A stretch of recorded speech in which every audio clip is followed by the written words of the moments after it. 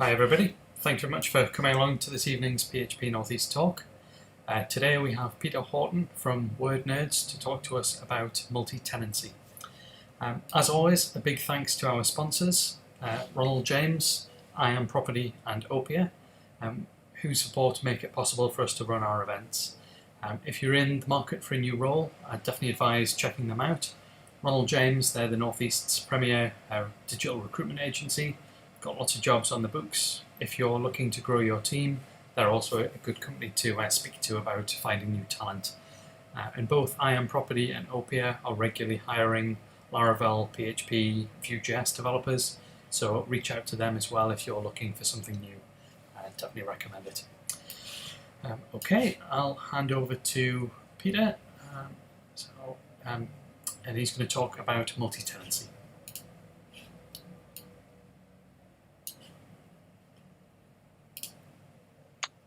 Okay, hopefully I'm on and everyone can hear me.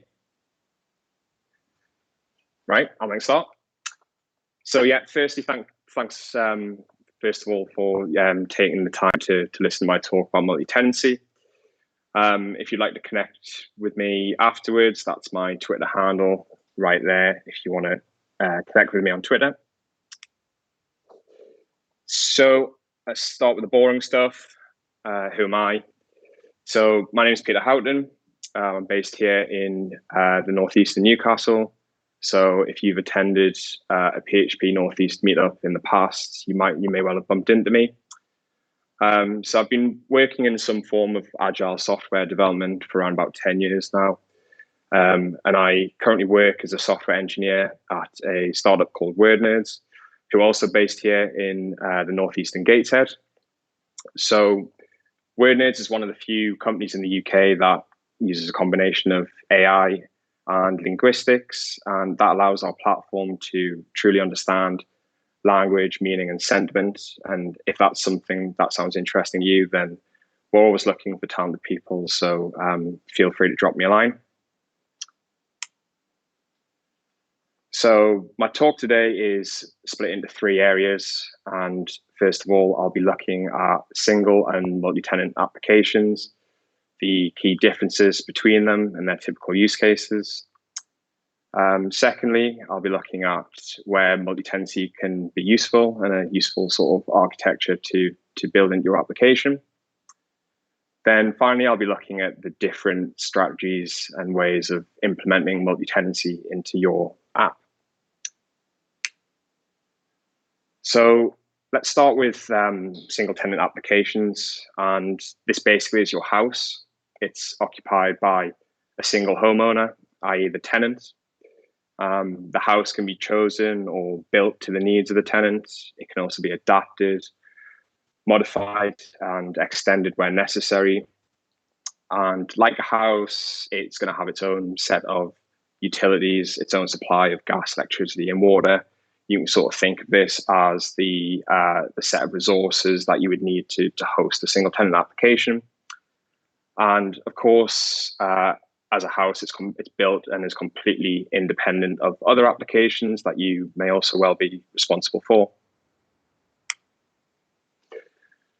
So some obvious examples of single tenant applications, your typical CMS and e-commerce software, but also bespoke applications that are built to a specific customer's needs.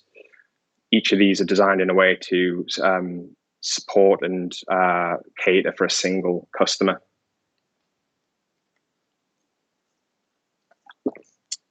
So single tenant applications are great.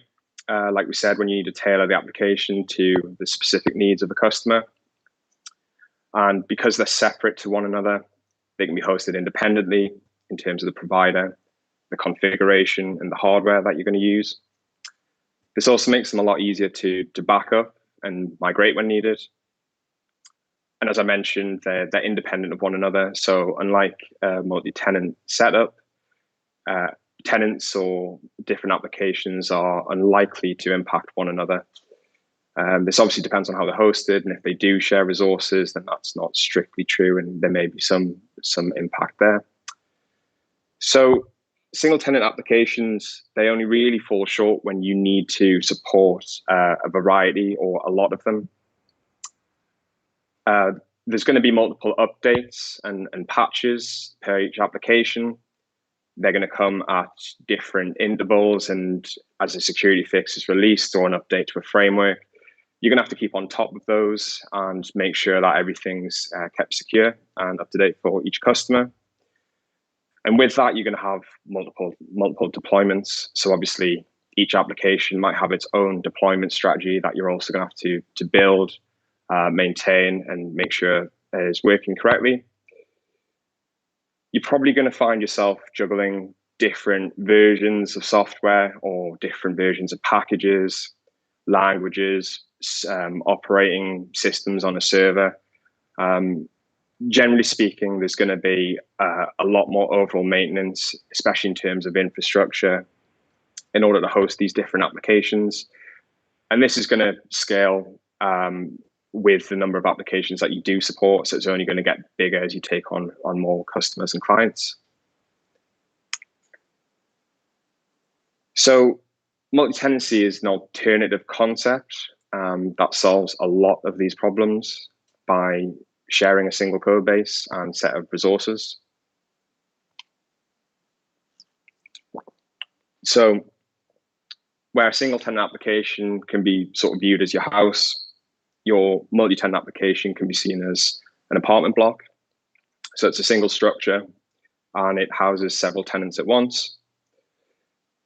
Each apartment in the apartment block is usually a fixed size with very limited options when it comes to modifications and being able to extend it. The building's going to have its own set of resources, and these are going to be dished out and shared between all the tenants within the application or within the apartment. And you're always going to run the risk of having noisy neighbors here. So you're in a much closer environment to other tenants within the application. So you have to be aware that what one tenant does can impact potentially another or several. So I've put a couple of really popular sort of software as a service examples on here. I'm sure you've heard of them all.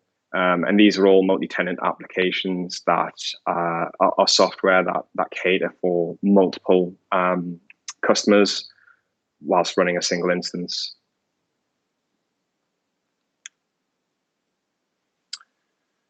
So like I said, with multi-tenant applications, you're going to have a single code base to maintain. That way, there's going to be fewer opportunities to introduce bugs. There's only going to be one deployment that's going to affect all tenants. And overall, it's going to be a bit easier to maintain compared to lots of single tenant applications. Because there's a single code base and a single deployment, you don't run the risk of customers or tenants being on different versions. They're always going to be running the latest version of the software. And as I said as well, with regards to sharing resources, you're also going to be sharing those overall costs to running the application and the supporting infrastructure. And obviously, this is a good thing in terms of development and being able to put more time into building out features and other things like that. So this will usually translate into a lower costs per tenant. Again, it's going to make your application more popular if it's coming in at a lower entry point because your costs are significantly lower. There's typically going to be a greater baseline in performance. And what I mean by that is because you're building an application that is designed from the ground up to cater for multiple tenants, the setup and the hardware is going to be so that it can perform serving multiple applications. And with that, there's a good chance you're going to bake scalability straight into the application in order to cope with the future demands of including new tenants. And lastly, you're only going to need a single set of security policies which cover the entire application. And because they cover the entire application, they therefore cover all your tenants or customers.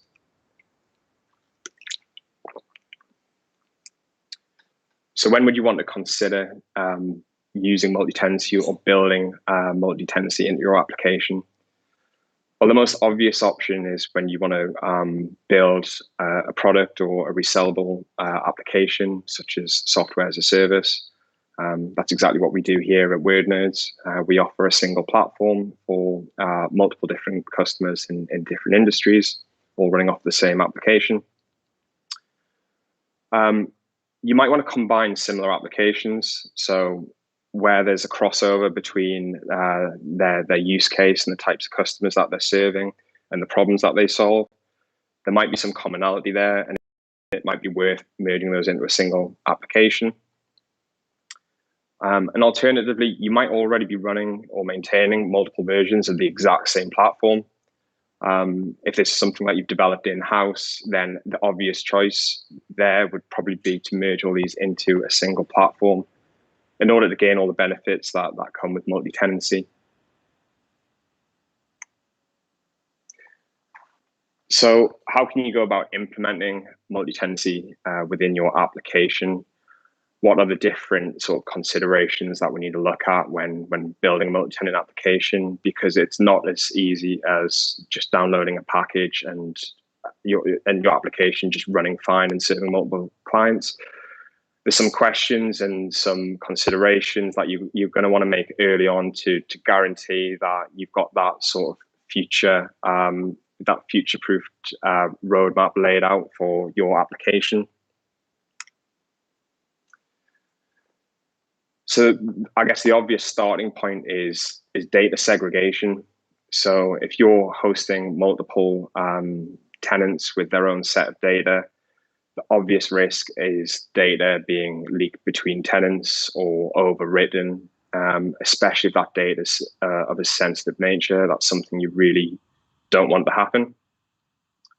I guess the first strategy, and probably the quickest one to get your application off the ground, is to share a single database between your tenants. And this is a strategy that we've used at Wordnerds on previous products, and it's one that we've tried and we've had benefits from. And like I said, it can get your application off the ground and running really quickly. You're going to want to achieve data integrity, so avoid the data being matched to the wrong tenant by using foreign keys in your table when we're talking about a relational database.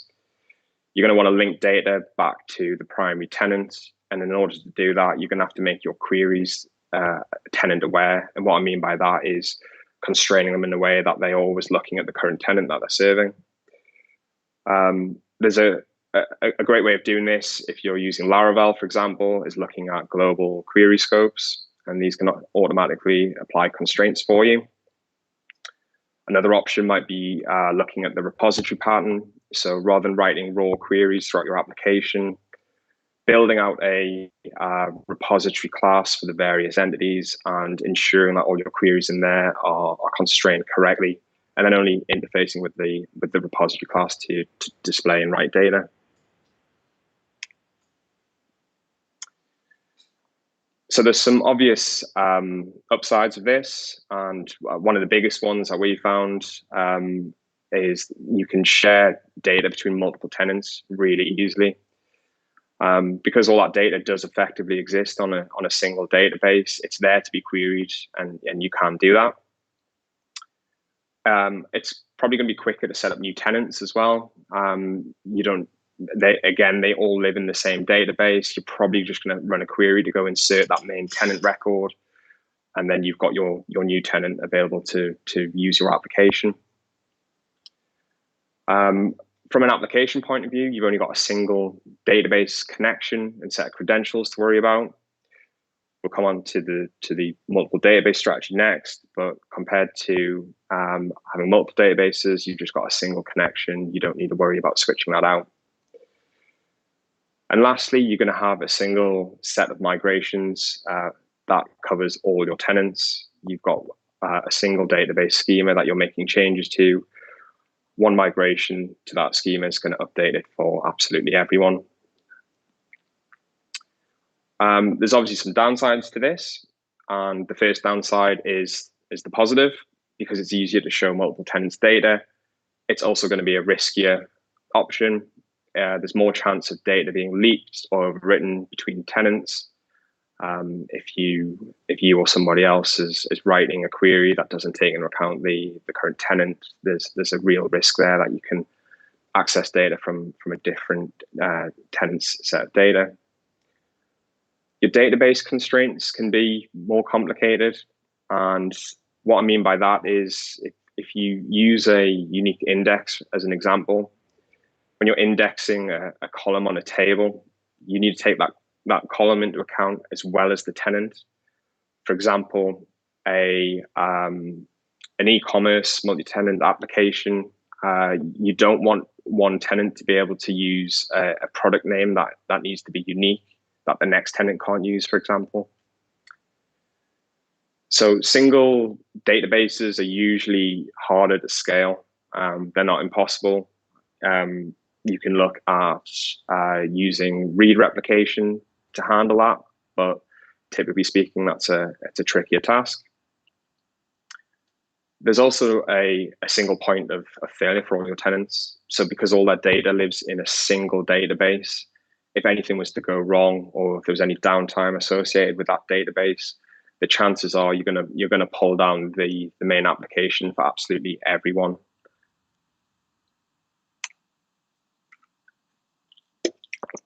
So the alternative approach is to use multiple databases and assign a database to each tenant. With that, you're going to be assigning the tenant their own set of database credentials as well. So a user and a password that's specific to them. This way, your data integrity is assumed without being implicitly enforced. You don't need to worry about tailoring your queries in this way. Providing your application is connected to the correct database, serving the correct tenant at the time, your queries don't need to factor in which tenant you're querying data for, which is an obvious plus point compared to the shared database solution. This setup typically requires a shared system database, so an intermediary database that the application can use to resolve the other tenants. And it can also be used and is useful for storing shared application data, things like organization, customer details, or billing information, stuff that doesn't necessarily live within the multi-tenant application that the customer sees.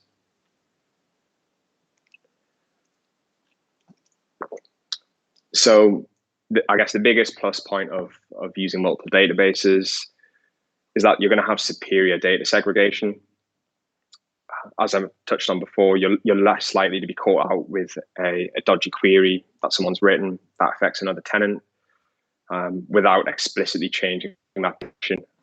It's next to impossible to do. You've effectively got horizontal scaling out of the box. So not like you would, but you could quite easily host each tenant within their own database server and have that distributed regionally specific to the customer, spreading that loads horizontally.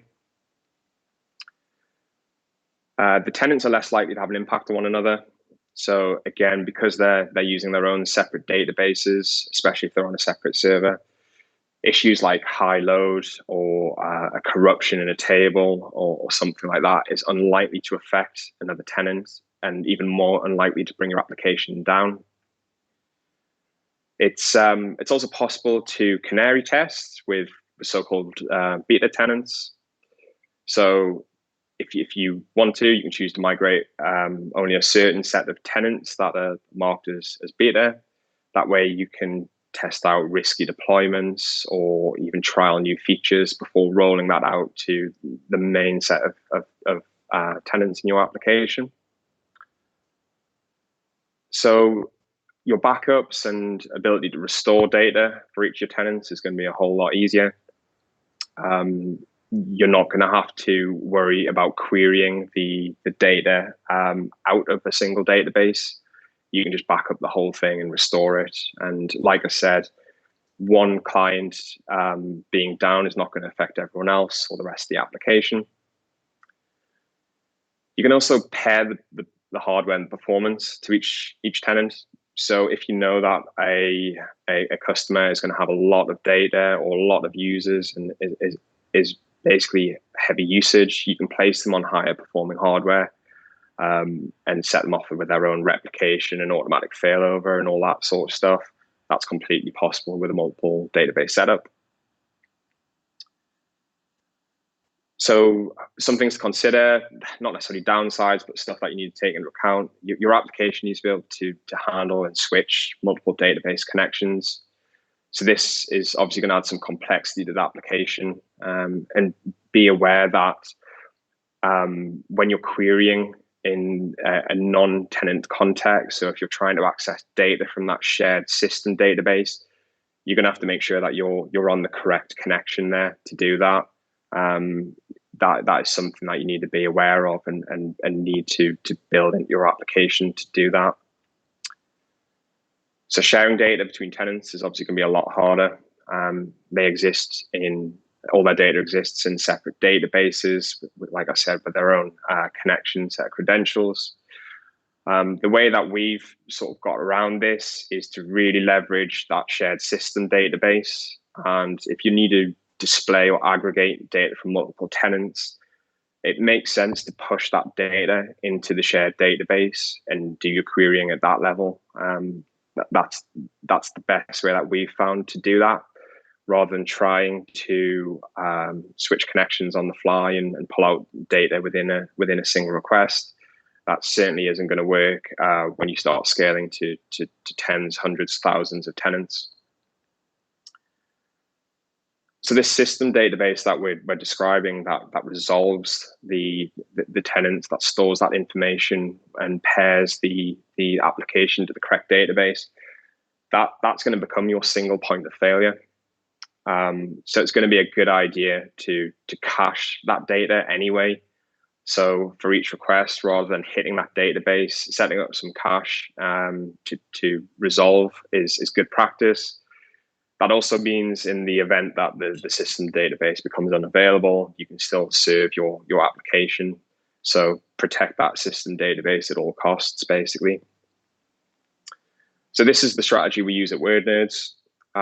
We currently host close to 300 tenants. And the reason why we ended up going down this route and choosing a multiple database setup is because a lot of our tenants generally have vast quantities of data. So in terms of being able to scale and cater to the tenants' needs, it made a lot more sense to separate the databases out rather than trying to merge that all into a shared system database. And that works really well in our scenario. So my advice would be to think long and hard about how you would want to set up your own multi-tenant application.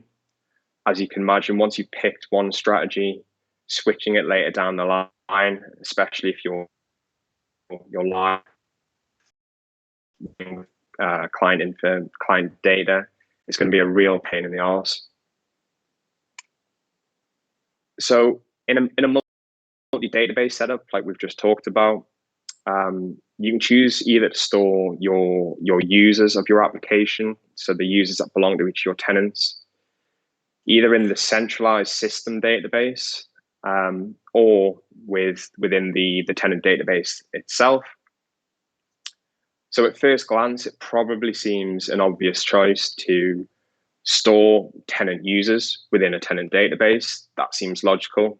And foolishly, on our behalf, that is the path that we went down with Wordnerds to start with. And this option falls short for a couple of reasons. And the first one being is if any of your users need to access more than one tenant whilst using the same credentials or the same user account, that's just not going to be possible if they only exist within the tenant database. I mean, you can get around that by trying to clone that user record between the multiple tenants. But with that, you're obviously copying data and risk leaving an orphaned user in there that shouldn't have access, or maybe that access needs to be revoked, and you've got to come up with a mechanism to handle that. If you plan on using any third-party authentication, so sort of authentication as a service, something like Auth0. It's often easier and also can be cost effective to integrate with a single pool of users. So in that situation, having all your users stored within the system database is going to make integrating with such services much easier and potentially cheaper for you. The third point is if you want to manage all the users of your application, so the users that span between all your tenants, if you want to manage them in a single place, such as an administration area, you're going to want to store the users in the same database in order to have a top level view and be able to set them up and pair them to a tenant. And this is one of the reasons that we ended up changing our strategy at Wordnerds. It got to the point where we had customers with multiple applications all belong to the same organization, and they didn't want to go ahead and create multiple user accounts for each one of their staff, for example. So this solution really worked well for us, and absolutely would recommend it if this is ever a use case. We did change this midway through, and yes, it was an absolute pain in the arse. The other benefit is you're going to have, or you have the ability to have a single login page for all your tenants and all their users. So because you're querying a single database and looking up user credentials from there, you can have a nice single login page that anyone can access and log into their tenant. The alternative is we would need to know which tenant the user belongs to. And one way around that is having a separate login page for each tenant, which is fine. That's a viable solution. If you still want to use a single login page for users, but they're stored within their own tenant databases, you're going to have to ask that user which tenant they belong to when they log in, as well as taking their username and password. So it just adds a bit more complexity to the whole solution.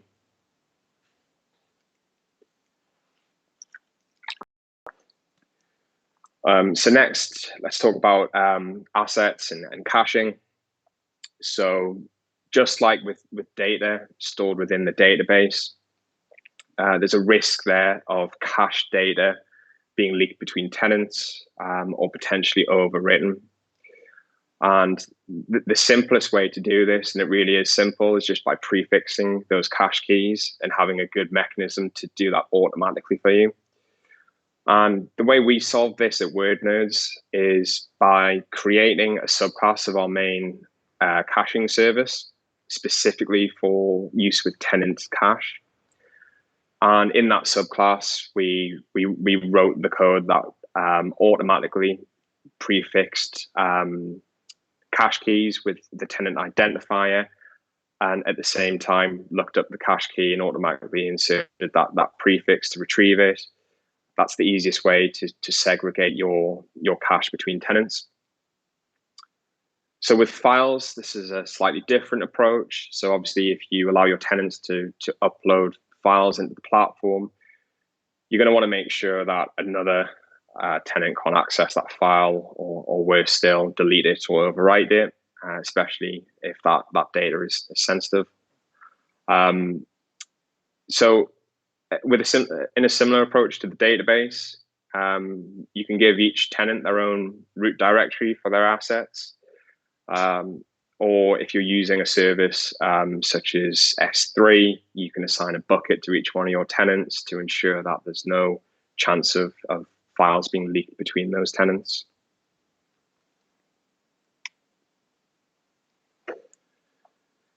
So you're going to want to provide each one of your customers and tenants with a URL so they can access their application with their data. The most common strategy, and the one that we use at Wordnerds, is supply each tenant with their own subdomain based off the main application domain. And there's some really good reasons to do that, not least because it's really simple. So, for example, setting up an SSL certificate that covers all your tenants, all the applications is possible by issuing a wildcard SSL certificate. This way is also going to provide a consistent way of your application identifying the tenant from the request. So it only needs to look at that subdomain and be able to pair that to a record in the database. It doesn't have to do anything fancier than that.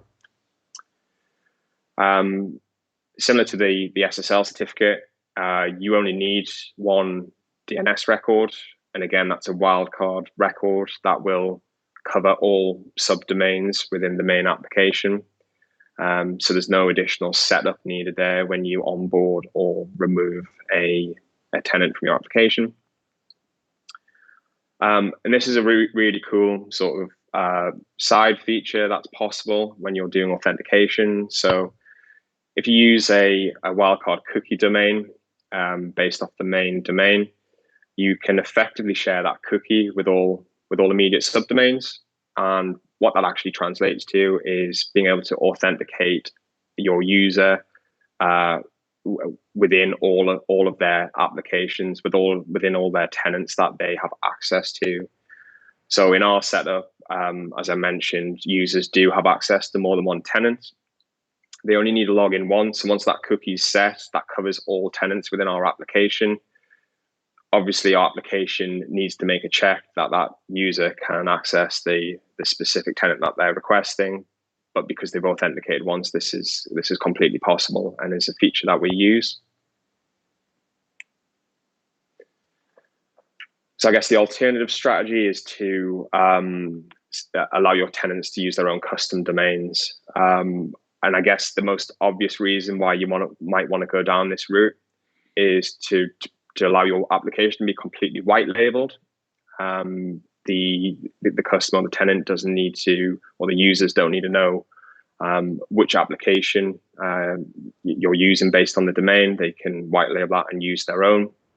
This might be a selling point of your application, or might be a feature that you want to consider. So custom domains allow you that. Unfortunately, your server configuration will need to be updated accordingly. So if you're allowing custom domains to point to your application, you're going to need to keep some level of server configuration in sync with those tenants as they're onboarded and removed from the platform. And also third-party integrations and APIs, they can be a little bit more difficult to work with. So it's worth bearing in mind that you might need to whitelist each domain. So each custom domain, if it's interacting with a third-party API, that might be one of their policies. Certain APIs might be limited to the number of domains that they work with, or limit the requests to a single domain. So that's something to consider if you are thinking about using a custom domain strategy. So that really wraps up the bulk of my talk. I just wanted to leave you with some useful resources that you might want to check out if you plan on building your next multi-tenant application. There's also a couple of great packages, obviously in PHP, given it's PHP Northeast, for you to look at if you want to check that out. And a lot of those will do the heavy lifting for you and get you off the ground and get you started. And obviously there is some level of customization that you need to do there and strategy that you might need to implement. But definitely check those out before you start building something from scratch. And like I said, if you want to connect with me afterwards, feel free to hit me up on Twitter and ask me any questions. Obviously, I can't take any right now with this being streamed rather in person. And finally, thank you again for your time. Hopefully that was useful for everybody. Thank you very much.